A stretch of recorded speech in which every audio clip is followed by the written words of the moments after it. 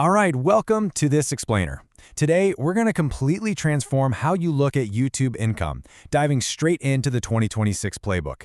We're officially moving away from that exhausting grind of personal branding, right? Instead, we're stepping into the mechanics of building automated profit machines.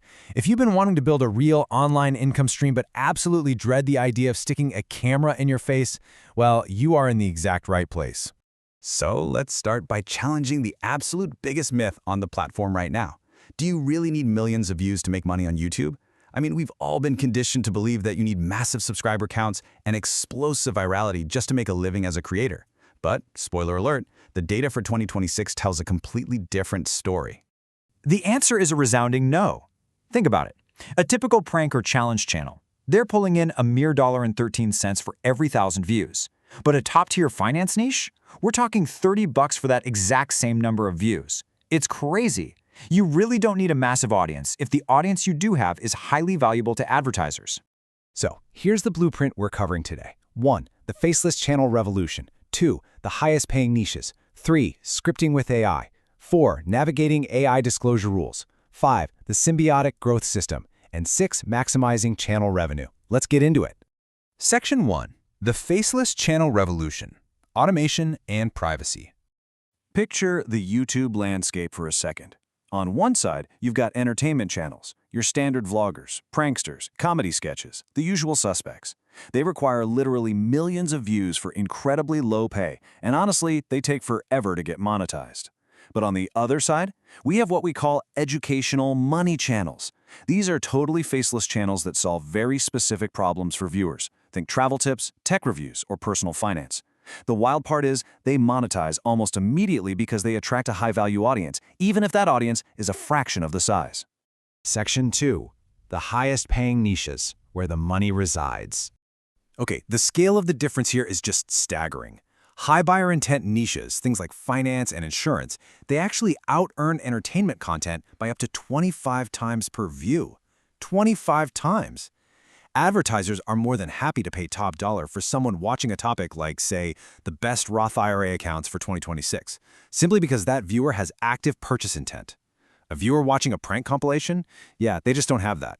Now, the crucial thing to understand here is CPM. That stands for cost per mil, which is just industry jargon for the advertiser's cost per 1,000 impressions. But here's the catch. This is what the advertiser pays, right? Not what you take home. As a creator in the YouTube Partner Program, you get a solid 55% slice of that pie for standard ads, while YouTube pockets the remaining 45%. Moving on to Section 3, Scripting with AI, Building the Engine. Listen, writer's block is officially a thing of the past. You can use AI models like Gemini to script your videos, but you really have to use specific prompt engineering to get that high-quality output. First, be highly specific. Tell the AI the exact topic and the exact length you want. Next, clearly define your target audience so it nails the tone. Don't be afraid to provide format examples or even link to successful videos in your niche. And finally, iteratively refine the output. Ask it to punch up a joke or trim down a section that drags. You're the director here. Which brings us to Section 4, Navigating AI Disclosure Rules, Staying in the Safe Zone. So, as you probably know, YouTube has really cracked down on synthetic media to fight misinformation. Before you even think about hitting that publish button, you absolutely have to pass this one golden rule test. Ask yourself, can this video make someone believe something fake is actually real? If your answer is yes, or honestly even a maybe, you are required to check the disclosure box in YouTube Studio saying the content is altered. The line is drawn pretty clearly here. If you're in the danger zone, meaning you're using a voice clone of a real person, spinning up a deepfake, or having AI generate some fake news event, you have to label it. Your intention doesn't really matter. It's purely about whether it looks real enough to fool somebody. On the flip side, you're perfectly safe if you're just doing standard animations, color corrections, video game footage, or obvious parody. None of that requires a label, so you're good to go. Section 5. The symbiotic growth system, hacking the algorithm. Okay, prepare to be surprised, because the most important metric for growth actually isn't views and it's not subscribers either. It is session time. This measures how long you keep a viewer on the YouTube platform overall. The algorithm's #1 goal is just keeping people on the site. If your videos help YouTube do that, they are going to promote your channel for free. And fun fact, sending people off the platform immediately through affiliate links, that actually hurts this metric big time. So, how do we hack that metric? We use the symbiotic system. Here's the play. First, you upload a bunch of shorter, highly targeted videos in your specific educational niche.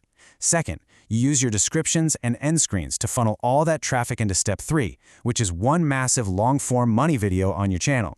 Because you're keeping viewers on the platform to watch this huge video, your session time goes through the roof. And the algorithm? It rewards that by absolutely skyrocketing your channel's rank.